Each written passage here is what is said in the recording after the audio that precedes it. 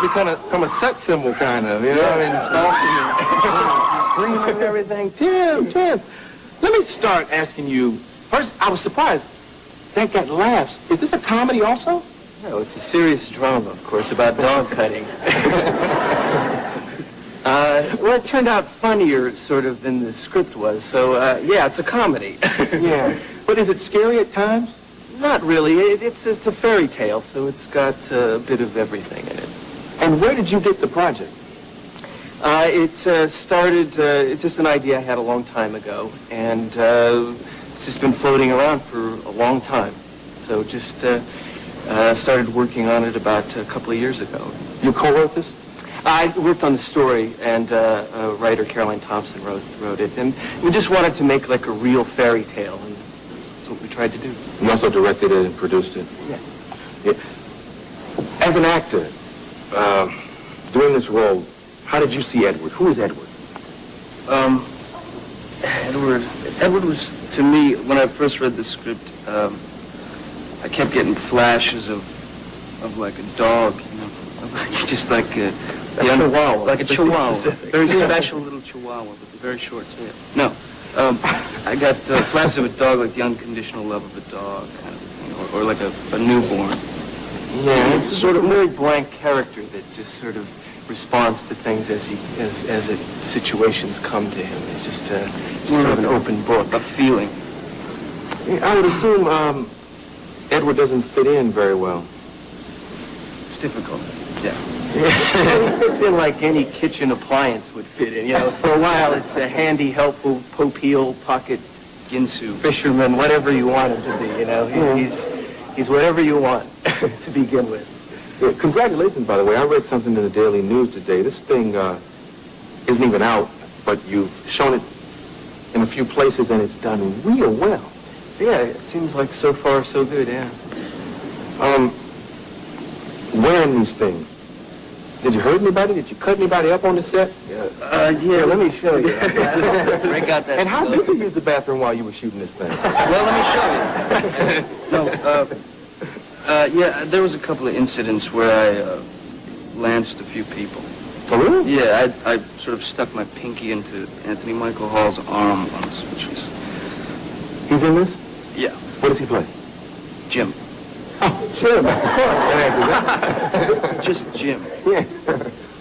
Well, what is Jim? Jim is a jock or something, right? He plays Winona Ryder's boyfriend in the movie.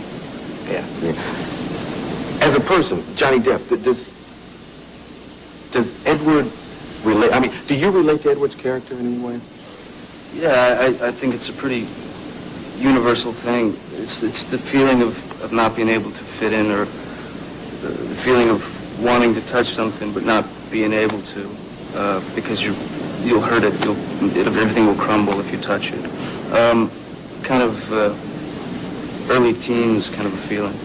Yeah. You know, we're going to take a quick commercial, but let me ask you a music question real quick. I know you're a musician and everything. Are you planning on getting back into that, doing any more? Nah, I don't think it's such a good idea at this point. I'll just sort of... Well, why?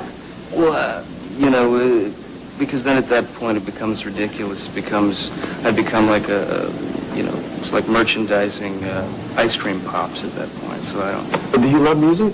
Yeah, very much, yeah. How can you get away from it then? Well, I just do it at home. Oh, okay, so you can still just do concerts in your basement and everything. Exactly, my bathroom. Yeah. My bathroom. That's... you all did this, or at least some of it, down in Florida? Yes. What was that like, directing down there? Lots of bugs, lots of heat.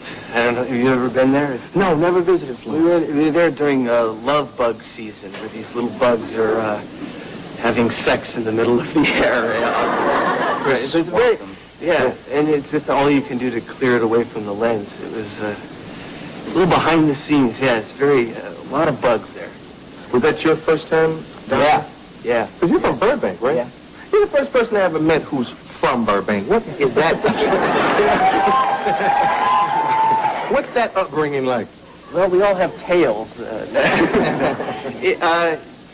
It's funny because Burbank is sort of known as the movie. There's lots of movie studios there, but it's very far removed from that. It felt like being from the Midwest in a lot of ways. It's just very much separate from the movie industry, which is good. Yeah. Johnny, I don't know a lot about you. Your mom and dad, what did they do? My mom was a waitress in Florida and stuff. So I was like a city guy. And you were born? In Kentucky. In Kentucky. Yes. I think they would scream if you said Guam.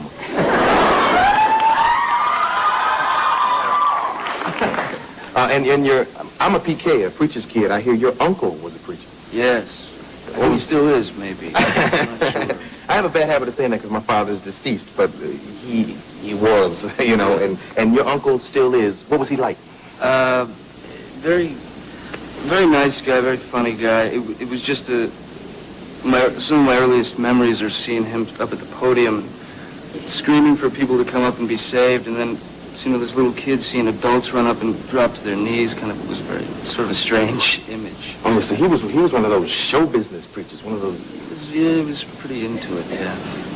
Do you think that's where you got your first taste of theatrics and show business? No. When did you decide this is what you wanted to do? I think it was I heard like a Kiss record or something like that, and just thought that was it. I need to play the guitar, and I need to. So 21 Jump Street and things of that nature, that wasn't what you were dreaming of. You were dreaming of being next to Gene Simmons. Well, I wasn't exactly dreaming of being next to Gene Simmons. Yeah, with that long tongue, too. That guy's dangerous, Wet. Yeah, I mean, most of my life I wanted to just play in bands and play the guitar. Yeah, I read in Interview magazine, you said, and it was the funniest thing, but it's the strangest thing I've ever read. It said that John Davidson scared you. What does that mean? I knew this was coming out. At one point, John Davidson scared me, but thanks to Tim, I've come to terms with it. He's freed me. Something good happened from Edward Scissorhands. He recovered from that fear. Yeah, I met him and worked with him, and he was a really nice guy. He was a nice man, and so I'm over my fear of John Davidson. Is he in the movie? Mm-hmm. Yeah. Oh, okay. Oh. Are you also tight with Wayne Newton? Wayne and I go way back. Because, he said that you all were friends. Wayne Newton? Yeah. In the Vegas thing. Oh, yeah. Well, I've talked to Wayne a couple of times on the phone. I get a Christmas card every year from Robert Goulet. Bob Goulet. I do too, from Robert and Vera. Yes. And it has that picture on it. It's a nice design card. It's about this big. It's huge. I used to have people bring it this way. Come on, bring it into the house. It's a huge Robert and Vera Goulet card. Yeah. Yes. but we don't know Wayne Newton. No, we don't. We don't. It's Wayne true. Newton. Not up to that. Close. What's next for you, Tim? Tim, you've directed Batman and Beetlejuice and all these wonderful, interesting movies. I'm just going to see what comes up next. I don't know.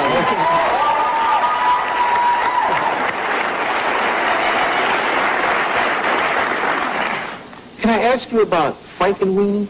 Oh, right, yeah. You all know about Frankenweenie, or is it just a funny word? It's a funny word? You can ask me, but I'm not going to show you. No, actually, I've secured footage from your people. But where did that come from? Well, that's something I did at Disney. I used to be an animator at Disney, and they let me do a short film, which is sort of a retelling of the Frankenstein story, but about a dog. So they just...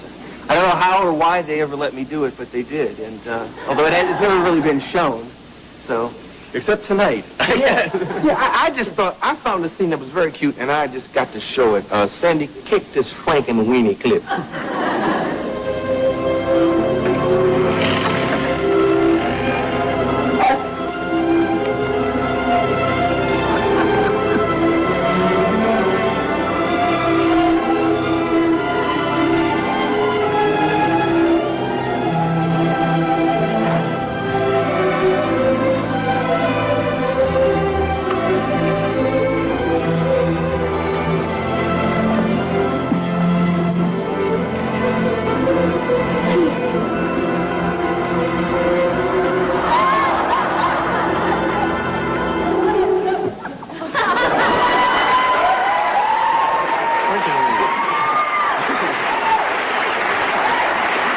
comment?